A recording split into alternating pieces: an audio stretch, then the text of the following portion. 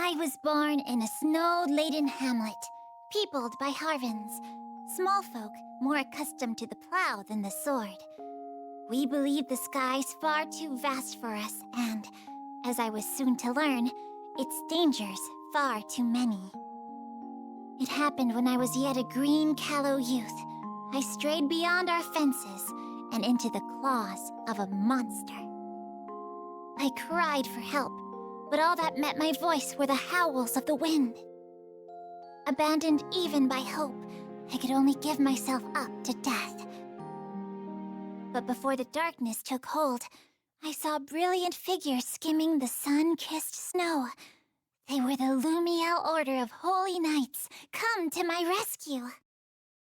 Oh, that there were words bright enough to reflect their flashing swords as they did battle with the beast. Or sounds tender enough to echo the kindness with which they took my hand and led me home. What can I say, but that they were as mighty and generous as the sun? On that fateful day, they gave me life and guidance. I learned that by shutting your eyes to danger, you only leave it free to wander in the darkness. Thus, I resolved to turn toward the light and become defender to the skies. I would join Lumiel and, with my farmer's hands, bear aloft the banner of virtue. I threw all my being into training, begrudging no amount of sweat or tears. And, with the passing of days, that little girl lost in the snow grew to become the captain of the Lumiel Order of Holy Knights.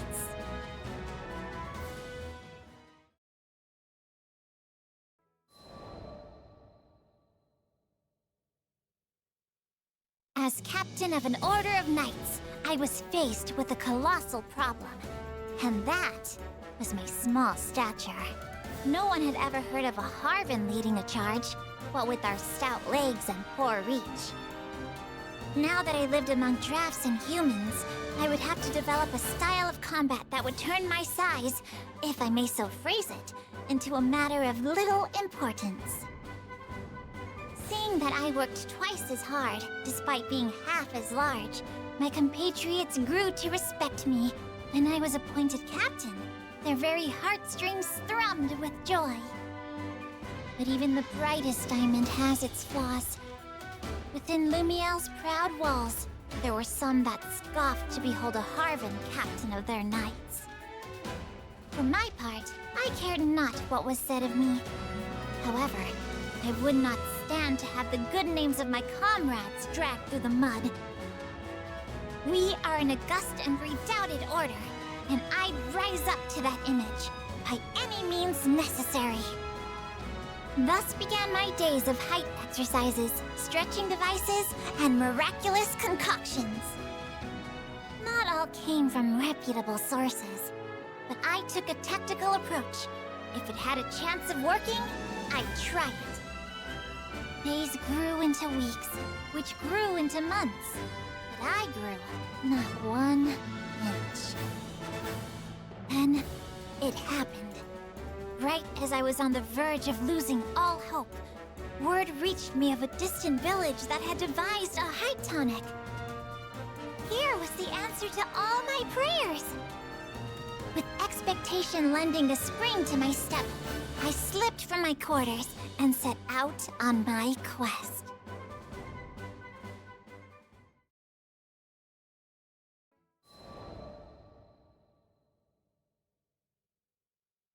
I had to take a mountain pass to the village, which was, in a word, perilous. Of course, I refer not to the countless monsters and bandits, whom I took down with ease. It was the tall steps and great boulders, insurmountable obstacles for a Harvin. I was forced to return to the foothills where, through Lady Sierra Carte, I sent out a dispatch for help. That was how I met the captain and crew of the Grand Cypher. With their aid, I reached the village without further incident, only to have my dreams utterly crushed. It turned out that this magic tonic was merely your average growth stimulant, designed to help a budding youth blossom to a seemly height. It could do little for a woman like me, already in the prime of her life. Thus, all my best efforts were dashed to foam. For the first and only time in my life, I cursed fate for cutting me out of so short a cloth. However, it was within the depths of despair that I would find new hope. The crew of the Grand Cypher was bound for Estalucia, which is said to be an island of miracles. Could not some power there give me what I seek? With newfound resolve, I was determined to accompany the captain to the end of the skies. Needless to say, it pained me to take leave of the Lumiel Order. I still remember the look of surprise on former Officer Bautorda's face when I told him of my resolution. But in the end, he expressed his admiration for me and my quest to become the very figure of virtue. Lady Bridget and Lady Cordelia also gave me their blessings. Oh, there are no words to express how grateful I am to my kind comrades. I dream of the day I can return to them with my head held high, and its crown measuring many feet taller, being, at long last, in both body and spirit, the captain they deserve. Such are my thoughts as I peer out over the railings of the Grand Cypher onto boundless, majestic skies.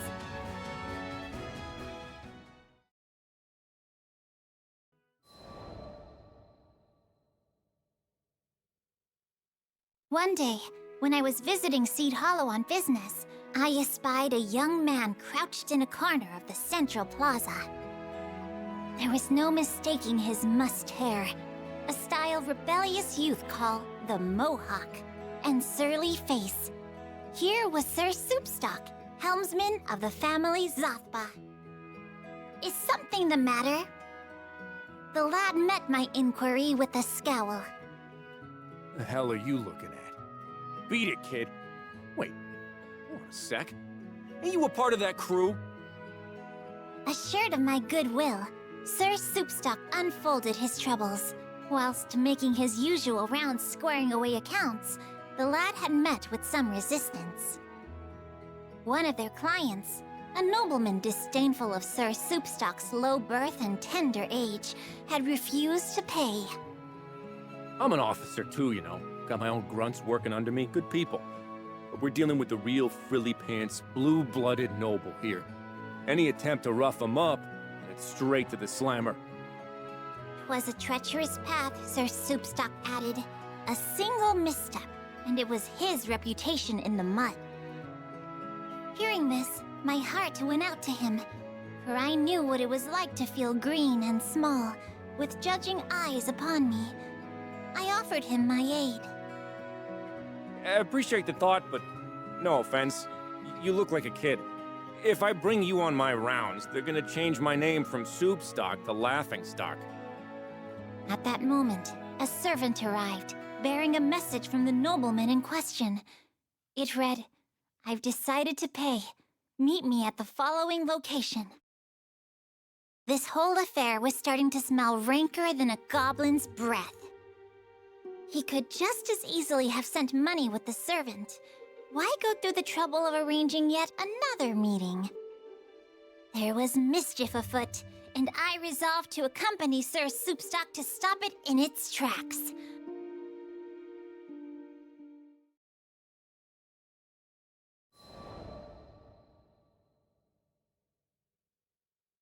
We arrived at the appointed location, a corner of Castle Seed Hollow, to find the nobleman gazing down at us from a parapet. Ah, just the face I've been waiting to see. My hair stood on end. The crooked smile on his face spoke louder than words. Though I knew his intentions to be wicked, still, I tried to help the man see reason. You gave your word to pay the family Zothba what they are due. Surely you would not break your troth and besmirch your honor. But the man only sneered.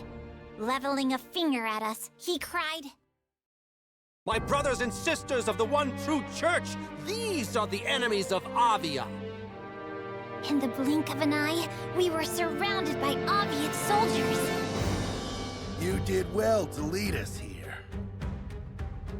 So these were the remnants of Avia. Even the fall of the church had not been enough to shake their faith in Lilith. In their eyes, Sir Soupstock and I were interlopers, blasphemers they must put to death. You've got another thing coming if you think you're gonna get away with this. Sir Soupstock glared up at the Culling. I too felt a righteous rage boiling within me. Crooked vice must be beaten straight with the hammer of justice. You shall rue the day you brought the wrath of Charlotta upon your heads!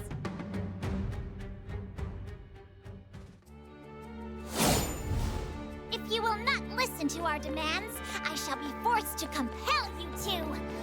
Does anyone else hear a buzzing little flea? Go forth, my Tayuatar, and decimate them! Refreshing. Let's try to break through.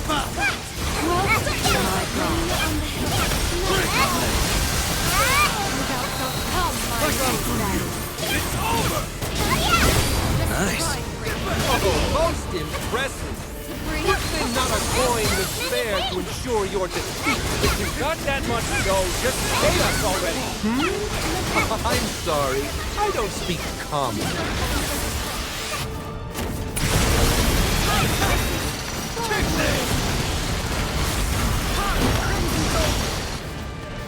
What do you think? You thought it was fine than I thought. But no matter, I have soldiers enough to crush you. 1,000 wicked soldiers is not worth one virtuous knight! I'm going to keep this one. Fathers, these Skyfarers are insane! Behold the righteous blade of a holy knight! You must be joking! Do any of you clods actually know how to fight? Stop! Stop! I command you! What? Don't want us to break your expensive toy? Silence! Most excellent! This has gone on long enough! How is it possible? Is this all your mighty church has to offer? Come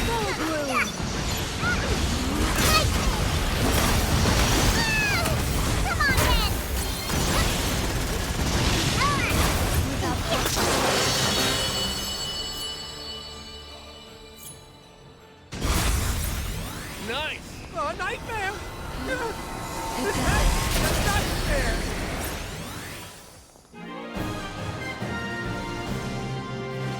Fortune favors the righteous!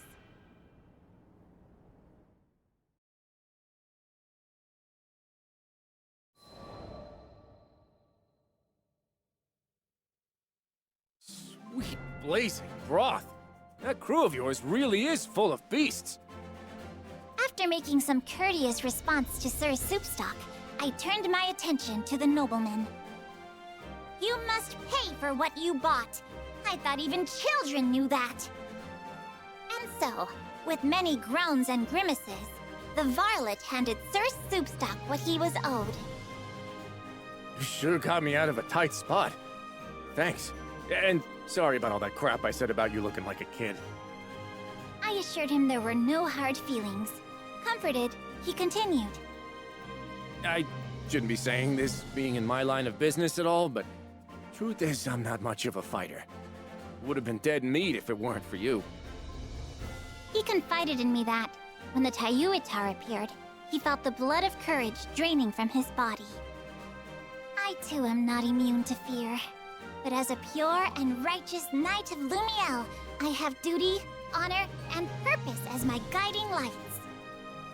Hearing that, Sir Soupstock graced me, for the first time that day, with a shy smile.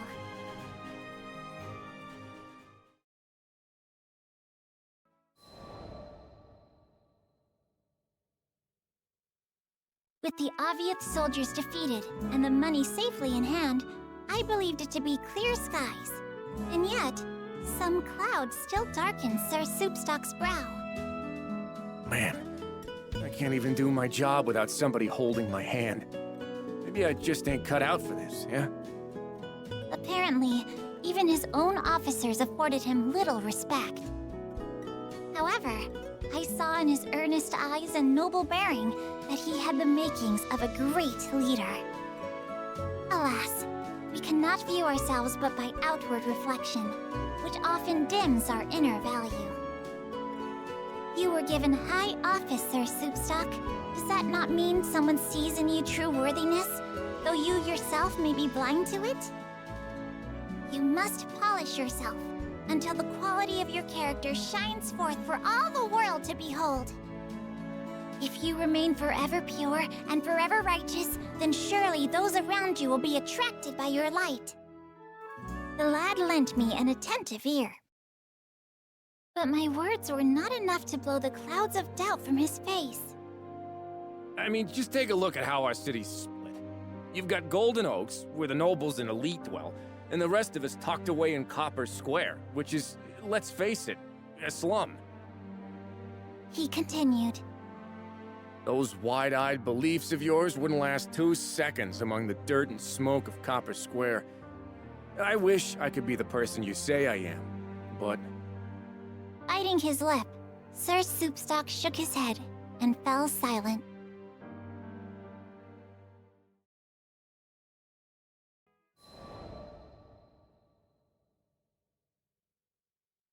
A few days later, Sir Soupstock asked me to meet with him again. In a cozy Seed Hollow tavern, he told me he'd investigated our erstwhile friend, the Nobleman.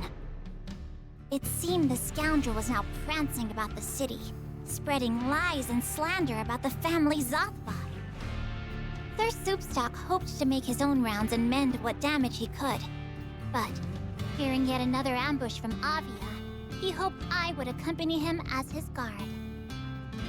His own staff, infuriated by the nobleman's dastardly doings, were foaming at the mouth and mad for a fight.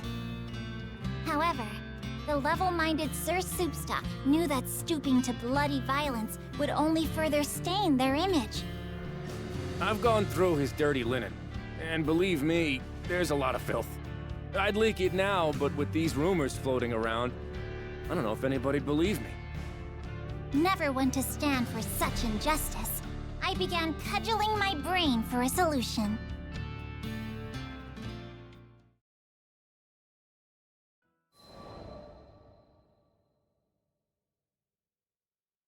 We began to meet with people in the street, contradicting the libel and restoring faith in the family Zothba.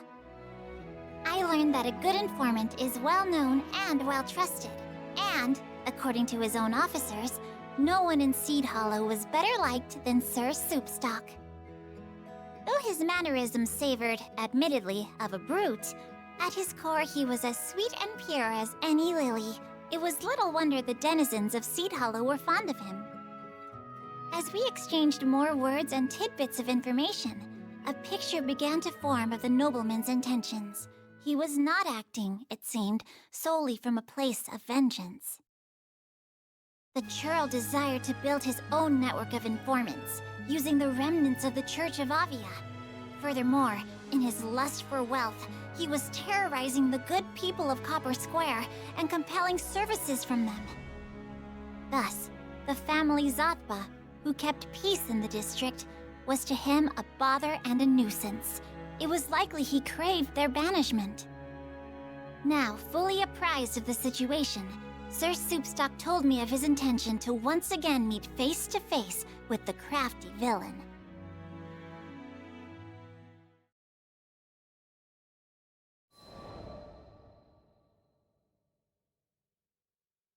We called upon the nobleman, who, as before, had found himself a lofty place to stand, no doubt to compensate for his lowness of character. Sir Soupstock stepped bravely forth and spoke thus. Listen, punk. We know you've been kidnapping people and using them for forced labor, which is, FYI, illegal. I've also got proof that all the money from that phony charity of yours is being used to hire Aviath soldiers. And? The nobleman showed no sign of discomposure. Not one hair on his well-groomed head stirred. And yet, Sir Soupstock, bless his valiant soul, refused to back down. Once this information gets out, you can kiss your fancy-ass titles goodbye. Oh, but it's not going to get out. You see, that's why I've threaded together my lovely little network. Those rumors I circulated? Merely the opening act. I've got the soldiers now, and come next week, it's curtains for the family Sieffre. The nobleman showed his teeth in a glacial grin. You want all-out war? But why? Sir Soupstock stared back, fuming. Well, I suppose there's no harm in revealing my master plan here. Dead men tell no tales, and all that. In the nobleman's eyes, coins from his charity were trickling toward a worthy cause, the subjugation of Copper Square. Putting the people there to work, he said, would do wonders for Seed Hollow's economy. Can't you see? I'm taking rubbish and forming it into something useful. You and all you Zothpa toadies are standing in the way of progress. With that, the nobleman pointed an accusing finger at us. These interlopers mean to hinder the mission of the church. Destroy them. At the sound of his voice, Aviath soldiers sprung from the shadows and hemmed us in. Stand down, Sir Soupstock! I shall teach them a lesson they won't soon forget! Here was a knave that would exploit the weak for his own profit. If I failed to make him repent his crimes, 'twould be a stain on the name of the Lumiel Order! Fall, so that our church may rise again. I shall never fall to wickedness! Good, evil, it's all relative. It's the winners who write history after all. And let us see who fights for the stronger cause!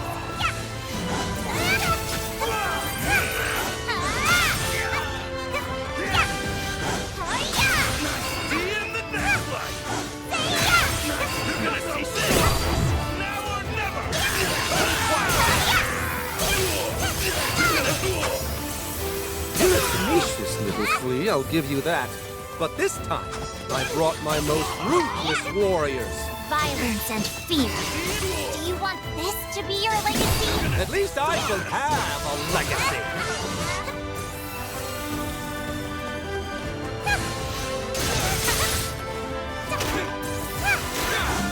What? You can't even kill a little girl? Fools! Worthless things! How dare you speak to your comrades like that? You're the only thing here!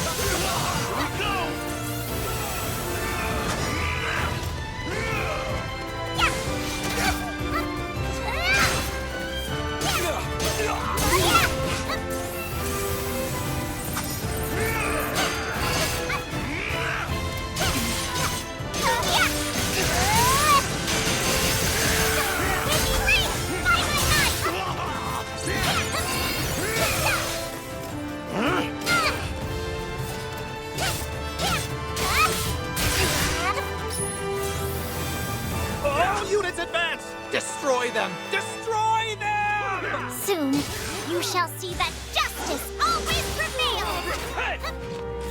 It's now or never!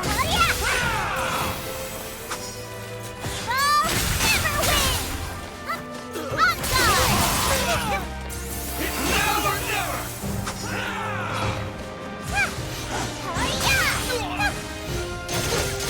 These are gonna see stars!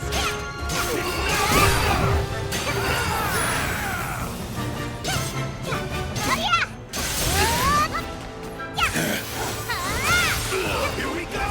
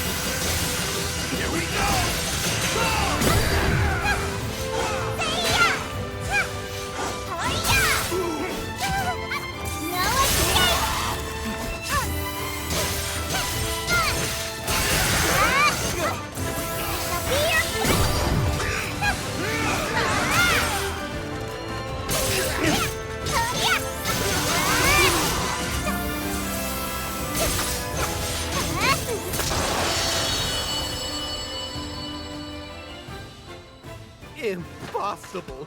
How were all those soldiers defeated by a single girl? Fortune favors the virtuous.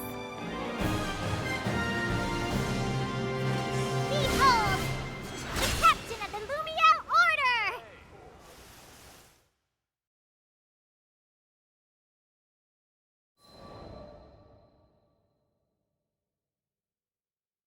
A leader must earn the good graces of their followers through pure and righteous conduct. You cannot buy it with gold, nor command it with power or titles. But instead of lending an ear to my advice, the nobleman began running his mouth, stabbing his own soldiers in the back with sharp words. I thought you Avia bunch were stronger. Pity. The whole damned lot of you aren't even worth a rupee. But don't think you've won, interlopers. I am still a member of the noblesse. Those copper square dogs would lick my shoes in return for a crumb of favor. You may celebrate for a day, but the ultimate triumph shall be mine! You sure about that? Sir Soupstock pulled a transceiver from his pocket. Everything you've said to us, you've said to those copper square dogs. Face it, jackass. You're finished. Voices of censure and indignation began to spill from the transceiver. As Sir Soupstock turned a dial, they magnified, filling all the air with rage. It can't be. Here and there, amongst the heated words, were cries of exultation and praise for the family Zatba. Thus, overcome by a raging sea of noise, the nobleman bowed his proud head and fell to his knees.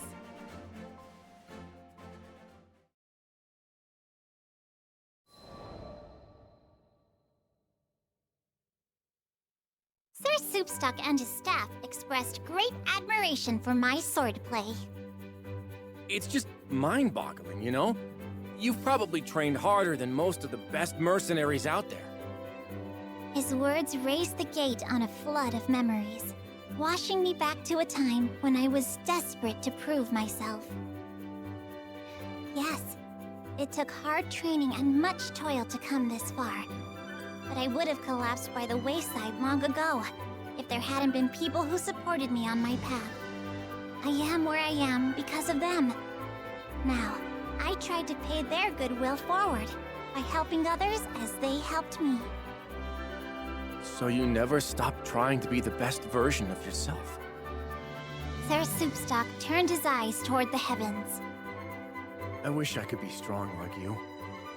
I wish I had the guts to just go busting in through the front door, sword blazing and ready to dispense justice. Hearing this, all of his officers raised their voices in protest. But you are strong. You got it all, man. The brains, the chill, the network, and the integrity. You could search the whole sky and never find a better informant. We're proud to work for you. Couldn't have said it better myself. Sir Zatba, who'd been watching from afar, made his way forward and clapped a hand on Sir Soupstock's shoulder. You did good, Soupstock. Just like I knew you would. Boss, it's an honor.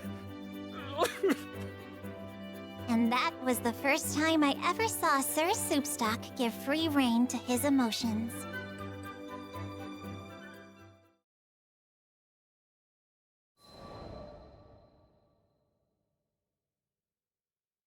When I visited Seed Hollow sometime later, I heard at the Knick-Knack Shack a certain rumor.